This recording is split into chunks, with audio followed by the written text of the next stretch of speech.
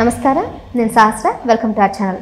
కల్కి సినిమా భారీ విజయం సాధించడంతో అందరూ ఒకవైపు హర్షం వ్యక్తం చేస్తే మరోవైపు ఒక పీఠాధిపతి మాత్రం ఈ సినిమా గురించి కోర్టుని ఆశ్రయించారు. ఎందుకు అంటే హిందువుల మనోభావాలను దెబ్బతీసే విధంగా, పురాణాలను కించపరిచే విధంగా సినిమాను తెరకెక్కించారని అంటూ ఆ కోర్టును అయితే ఆశ్రయించారు. మరి నిజంగానే ఆ సినిమాలో హిందువుల మనోభావాలను దెబ్బతీసే విధంగా పురాణాలకు సంబంధం లేకుండా కథను ఏమైనా రచించారా దర్శకుడు? మరి ఈ అంశాల మీద మా పూర్తి వివరాలంతా కూడా ప్రముఖ సీనియర్ జర్నలిస్ట్ ఎం సుందర్ గారు ఉన్నారు, ఆయన అడిగి తెలుసుకుందాం. నమస్తే సార్. నమస్తే అమ్మ.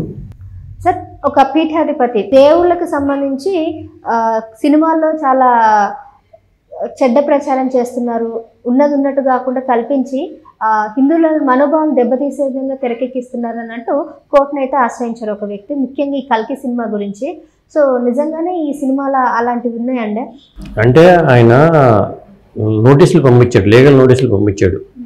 ఆ సినిమా వాళ్ళకి సంబంధించిన వాళ్ళందరికీ పంపించాడు. అందులో భాగంగా ప్రభాస్కి కూడా నోటీసులు వచ్చినాయి, అమితాబ్ బచ్చన్ కూడా నోటీసులు వెళ్ళినాయట, పంపించాడు. అంటే కల్కి ధాము పీఠాధిపతి, కల్కికి సంబంధించిన ఒక పీఠం ఉంది, ఆ పీఠానికి సంబంధించిన వ్యక్తి ఈ నోటీసులు పంపించాడు. ఆయన పేర్కొన్న కారణాలు ఏంటంటే ఈ సినిమాలో ఆర్టిఫిషియల్ కృత్రిమ గర్భంతో కల్కి పుట్టుక అనేది చూపించారు సినిమాలో, అది పురాణాలను కించపరచటమే అని చెప్పి ఆయన అభియోగం. అది పురాణాలను వక్రీకరించడం కానీ, ఇతిహాసాలు వక్రీకరించడం కానీ చేయకూడదు, హిందువుల మనోభావాలు దెబ్బతింటే దీనివల్ల అని ఆయన పేర్కొన్నాడు. అది అంటే ఇప్పుడు మరి ఆయన చెప్పినట్టుగా కృత్రిమ గర్భం కాకుండా పురాణాల్లో ఎలా ఉండేది? మరి పురాణాల ప్రకారం ఏంటంటే మనకి శంబల గ్రామంలో ఆయన కల్కి పుడతాడని ఉంటుంది. మనకి అన్ని పురాణాలు చూసుకుంటే కానీ ఇప్పుడు అన్నిటిలోనూ కూడా ఉన్నది ఏంటంటే శంబల గ్రామంలో సుమతి అనే గర్భంలో విష్ణు యశస్సుడును సుమతి అనే దంపతులకి కల్కి పుడతాడనేది వాటిలో పేర్కొన్న అంశం. దాని ప్రకారం ఏంటంటే వీళ్ళు ఏంటంటే సినిమాలో ఏం చేస్తారంటే ఒక ఆర్టిఫిషియల్ గర్భాలతో ప్రయోగాలు చేస్తూ అక్కడ పెరిగినట్టు చూపించారు. అంటే సినిమాటిక్ లిబర్టీ తీసుకున్నాడు. అక్కడ సినిమాకి ముందే వేశారు కదా, ఇందులోని కల్పితమే అన్ని పురాణాలు బేస్ చేసుకుని చేశాం కానీ పురాణాలు కాదు అని ఆయన ఒక ముందే ఇచ్చారు, డిస్క్లైమర్లో అయితే ఆయన మెన్షన్ చేశారు. దానికి ఏంటంటే సినిమాటిక్ లిబర్టీ తీసుకోవడం వల్ల వాళ్ళ ప్రయోగాలు చేయడం, ఆ చిన్న దాపు సిరంబలు ఎక్కించుకోవడం వల్ల ఆత్మలో ఆ కలిపురుషుల్లో ఎలాంటి మార్పు వచ్చిందని చూపించడానికి కోసం పవర్ఫుల్గా మారాడని చెప్పాలి కదా.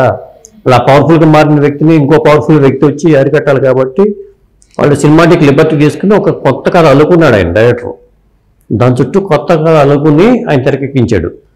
దాన్ని ఈయన తప్పు పడుతున్నాడు, అది కరెక్ట్ కాదు. అట్లా అనుకుంటే మనకి మాయాబజార్ సినిమా కూడా పురాణాలు బేస్ చేసుకుని తీశారు కానీ ఉన్నట్టుగా పురాణాలు ఉన్నట్టుగా తీరు. మనకి అసలు వాల్మీకి రామాయణం కానీ వ్యాసుడు మహాభారతంలో కానీ కల్పనలు చాలా వచ్చిన భారతాలు వచ్చినాయి, కల్పనలు చాలా వచ్చిన రామాయణాలు వచ్చినాయి. అసలు వాల్మీకి రామాయణం వేరు, మధ్యలో చాలా ప్రక్షిప్తాలు అంటారు వాటిని. బ్రహ్మంగారు కాలజ్ఞానం చెప్తే కొంత కల్పించి కూడా దాన్ని జోడించేసి దీంట్లో యాడ్ చేసి జరిపించినవి ఉన్నాయి. వేమన పద్యాలు ఉంటాయి, వేమన రాసిన శతకం, వేమన శతకం చదివితే వేమన పద్యాలు కొన్ని ఉంటే ఆట వెళ్దలు, అలాంటి పద్యాలే కొన్ని రాసి ఇది వేమన రాసేటని పద్యాలు కూడా కొన్ని ఉంటాయి. ఇలాంటి ఇప్పటి నుంచే ఉంటాయి. అది ఆ రోజునే ఉంది. తర్వాత షేక్స్పియర్ రాసిన చాలా రచనలు షేక్స్పియర్ రాయలేదు అంటారు, ఒక లేడీ రాసిందంటారు. దీన్ని మనం చర్చించుకోవడం అనేది అనవసరం. అసలు ఆ సినిమాగానే చూసి మనం మిగతా విషయాలు వదిలేయటం మంచిది. కానీ ఇప్పుడు ఆయన చెప్పినట్టుగా ఇప్పుడు ఫస్ట్ హాఫే కదా, సెకండ్ హాఫ్లో మేబీ తండ్రి కూడా కనబడొచ్చేమో, విష్ణు యశస్వి అనే వ్యక్తి సెకండ్ హాఫ్లో చూపించొచ్చేమో, మనం ఎక్స్పెక్ట్ చేయదు. దానికి అవకాశం లేదుగా. ఇక్కడ సినిమాలో ఆ కల్కి ఎలా ఏర్పడ్డాడనే చూపిస్తాడు.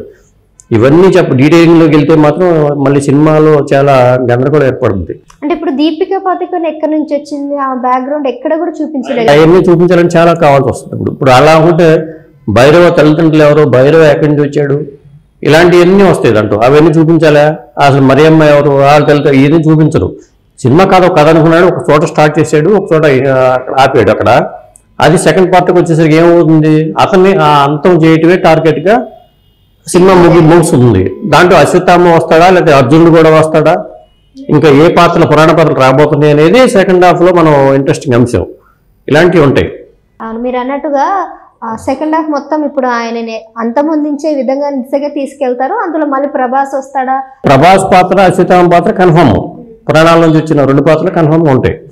ఇక మిగిలిన మరి పురాణాల నుంచి పాత్రలు అంటే కృష్ణుడి పాత్ర కలికే కాబట్టి ఇక కృష్ణ పరమాత్మ కడుపులో ఉన్నాడు అక్కడ.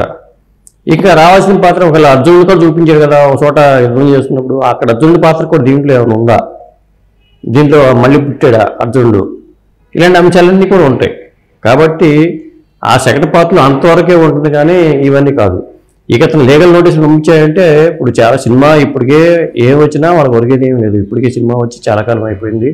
దాదాపు 1100 కోట్ల గ్రాస్ కలెక్షన్స్ వసూలు చేసింది. అంత అయిపోయింది. అంత అయిపోయిన తర్వాత ఇప్పుడు ఈ సినిమా మీద ఎన్ని పాజిటివ్ రివ్యూలు ఉన్నాయో అన్ని నెగిటివ్ అంశాల మీద కూడా కొన్ని మాట్లాడే వాళ్ళు ఉన్నారు. అంటే దాంట్లో కొడుకుకి ఇక్కడ బిగుతూ ఉంటాం కదా మనం, ఆ టైప్లోనే ఒక ఇది చేసిన వాళ్ళు ఉన్నారు. ఈ సినిమానే సినిమాగానే చూడాలి. మనం ఏ సినిమా చూసినా మనం అట్లా అనుకుంటే మరి శివకృష్ణారెడ్డి గారు సినిమాలు ఉంటాయి, లేదా ఎన్టీ రామారావు గారు నటించిన యమగోళ సినిమాలో యముడిని తీసుకున్నా, ఘటోత్కచుడిని తీసుకున్నా, మరి ఇవన్నీ వక్రీకరించడం ఏమవుతుందిగా. అట్లా అనుకుంటే వక్రీకరణ అనుకుంటే మొదలు పెడితే అన్ని వక్రీకరణలు అవుతాయి. కాబట్టి అట్లా చూడకూడదు. ఇక సినిమాని చెప్తున్నారు కాబట్టి సినిమాగానే చూస్తే సరిపోతుంది. వీళ్ళు ఇట్లాంటి అబ్జెక్ట్ చేసుకుంటూ పోయారు రేపు కొత్తగా ప్రాణాలు బేస్ చేసి సినిమాలు చేద్దాం ఉన్నాం కూడా ఇది తలకనిప్పుడు బాబు అనే భయం కూడా కలుగుద్ది. మనం ఎక్కడ తప్పుగా చేసినా ఇప్పుడు ఒక మంచి పాత్ర తీసుకొచ్చి ఒక చెడ్డవాడుగా చూపించారనుకో దీంట్లో మళ్ళీ ఏదో పెద్ద తలనొప్పి, అంటే పెద్ద పంచాయతీ. ఇలాంటి సినిమా ఫీల్డ్లో సర్వసాధారణంగా జరిగే అంశాలే, అది కాదు పెద్ద పట్టించుకోరు ఇది. ఎగ్జాక్ట్లీ. సో నిజంగా సినిమాని సినిమా లాగానే చూడాలి. ప్రతిదీ భూతద్దంలో చూసినట్లయితే ప్రతి సినిమాలో కూడా లాజిక్స్ ఉండవు. ఇంకా వాళ్ళు డిస్క్లైమర్లో ముందుగానే పొందుపరిచారు. ఇదంతా కూడా పురాణాలను బేస్ చేసుకున్న కల్పిత కథలే తప్ప నిజమైన పురాణాలను మేము తీస్తున్నామని ఎక్కడ కూడా మెన్షన్ చేయలేదు. కాబట్టి మీరు ఇన్ కేస్ కోర్టుకి వెళ్ళినా కూడా ఎవరైనా ఇలాంటి వాళ్ళు కోర్టును ఆశ్రయించినా, ఎవరికి నోటీసులు ఇచ్చినా కూడా అవి చెల్లకుండానే అవుతాయి తప్ప దానికి ఎటువంటి ఆధారాలు కూడా లేవు. కాబట్టి ప్రూవ్ చేయడానికి వృధా ప్రయాస అవుతుందని మనం అర్థం చేసుకోవాలి. Thank you.